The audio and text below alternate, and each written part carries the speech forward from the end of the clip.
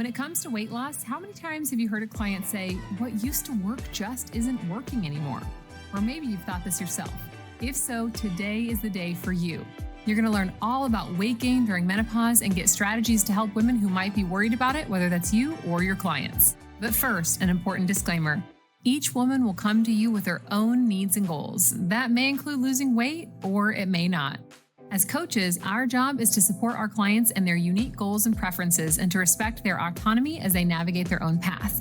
Some clients might find weight changes frustrating, especially when their habits haven't changed. Others might not be bothered by it. Today, we'll explore ways to help women who do have concerns without solely focusing on weight. If that's not for you, just click Watch Lesson 3 at the bottom right of this video to skip ahead and learn all about sleep disruptions, insomnia, and what you can do to help. If that is for you, let's dive in. I'll start by clearing up some common misunderstandings about weight gain during menopause. Then you'll learn evidence-based, safe, compassionate, and effective strategies that actually work in the long term.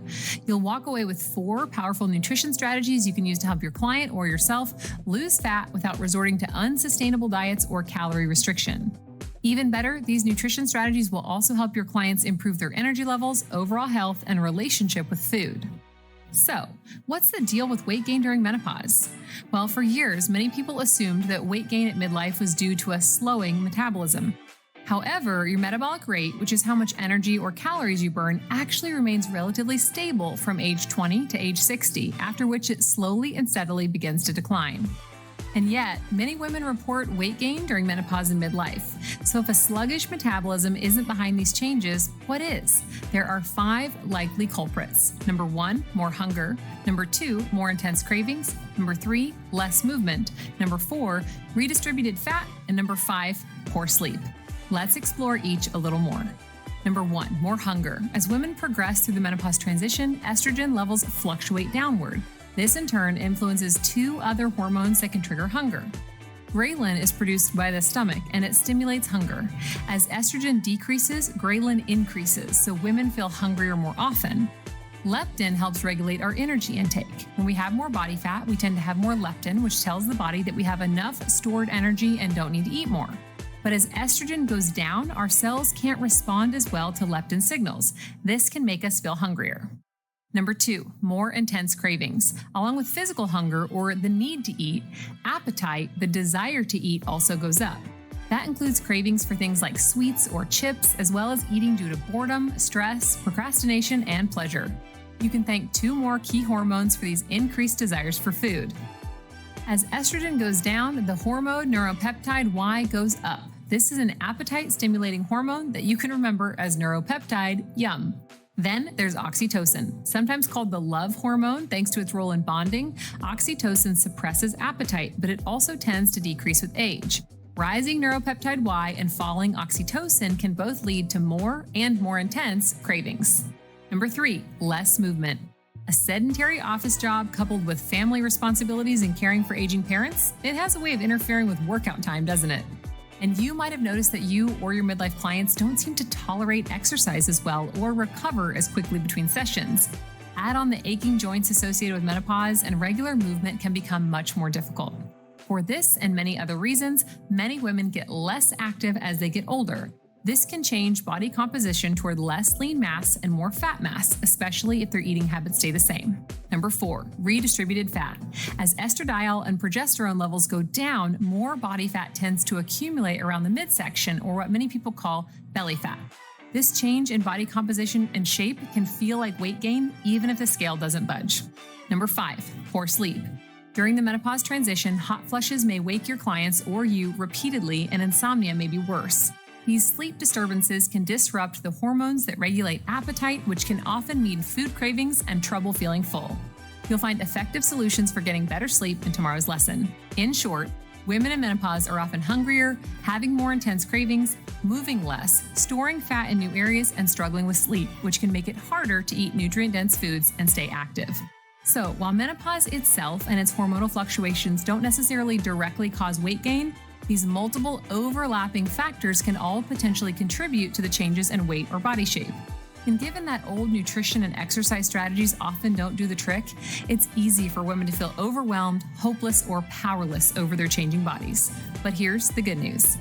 As a coach, you can teach nutrition strategies that have a huge impact. And by providing compassionate, menopause-informed coaching, you can empower your client to make changes that support her health and well-being. So let's dig in.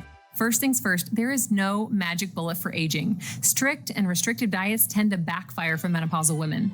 A gentler, more sustainable approach focused on eating skills actually gets better, longer-lasting results. And bonus, it's a lot less painful than trying to follow a strict meal plan that doesn't allow for real life. So while there's no magic bullet, the following 4 nutritional strategies will help counteract menopause-related fat gain while also taking into account the unique needs of women at midlife. Think of these as a menu of options to choose from. In today's bonus resource, you'll learn exactly how to coach your client as she tackles new nutrition skills. And remember, small and steady steps will yield better, longer-lasting results than a short-term whirlwind of effort. So strategy number 1, recognize the difference between hunger and appetite. Hormonal changes at menopause can leave women feeling torn between needing to eat, in other words, physical hunger, and wanting to eat, in other words, appetite. Learning to distinguish between hunger and appetite can be a helpful skill for women who want to get to know their bodies better and eat more intuitively. Learning to recognize the physiological cues and, more importantly, to start trusting them can also be a relief for women who might have relied on external strategies like calorie or macro counting in the past. The tactic is simple. Invite your client to pause before she eats, to check in, to notice what body cues, thoughts, and feelings are coming up. She can even ask herself, am I physically hungry or do I just want to eat? All answers are okay, but this simple pause can help her practice learning to tune into her own signals. If yes to hunger, then great, move on to the next strategy we're going to give you. If the feeling is more like a craving and she's not really hungry, she might choose to mindfully satisfy the craving. Or this might be a good moment to do something else, like go for a walk, check something off her to-do list, or do a stress-relieving meditation. No matter what, the simple act of pausing to check in and get curious puts her in the driver's seat. Strategy number 2, eat slowly and mindfully. Though we recommend this powerful nutrition skill for women of all ages, it becomes even more important during menopause. With everything midlife women juggle, work, caregiving, relationships, travel, and so on, your client might not even remember the last time she sat down to slowly and mindfully enjoy a meal.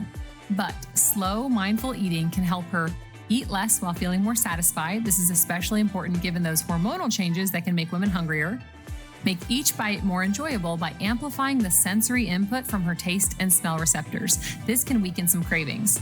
Activate her calming parasympathetic nervous system. Since the PNS is the rest and digest system, this helps with satiation and in turn eating the right amount of energy for her needs. It can also calm the GI tract, which can help prevent or decrease symptoms like heartburn and bloating, which might help your client feel far more comfortable in her body and her clothes.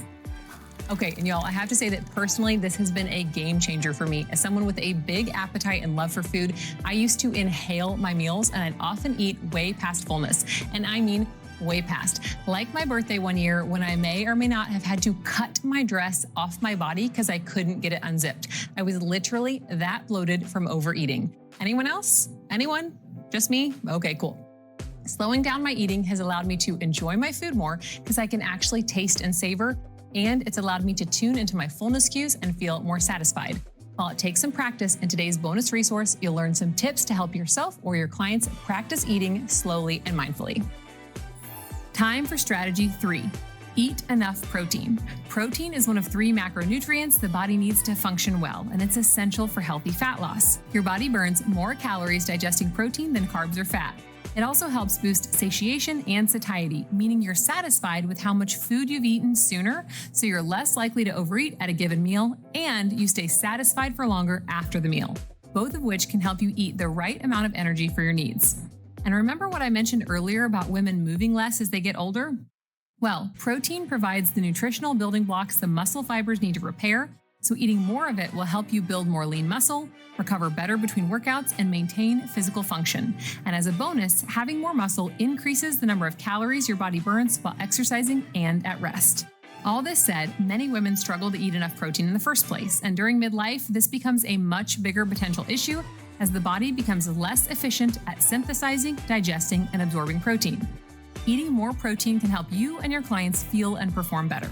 Check out your bonus resources for a portion size guide and list of high protein options. As with any other nutritional change, any progress is great, and you can coach her through this process until she's eating the recommended number of daily servings.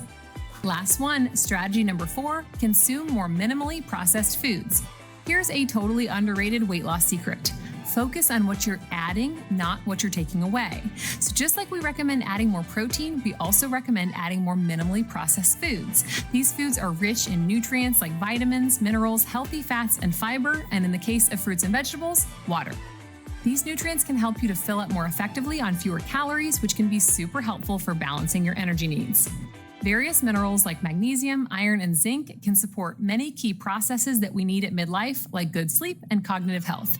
And on top of it, when you're eating more minimally processed foods, you likely aren't eating as many highly processed foods, which tend to be high in calories, easy to overconsume, and are more likely to contribute to weight gain. Luckily, including more minimally processed foods doesn't need to be hard. You can help your client build out a great, nutrient-rich, satisfying menu with some simple changes. There you have it. You've officially finished day 2 of your free 5-day course. Great work. These 4 strategies do so much more than help you counteract the 5 main drivers of menopause-related fat gain. They also turn eating into a more enjoyable, relaxing experience, and they're incredibly beneficial for women's overall health.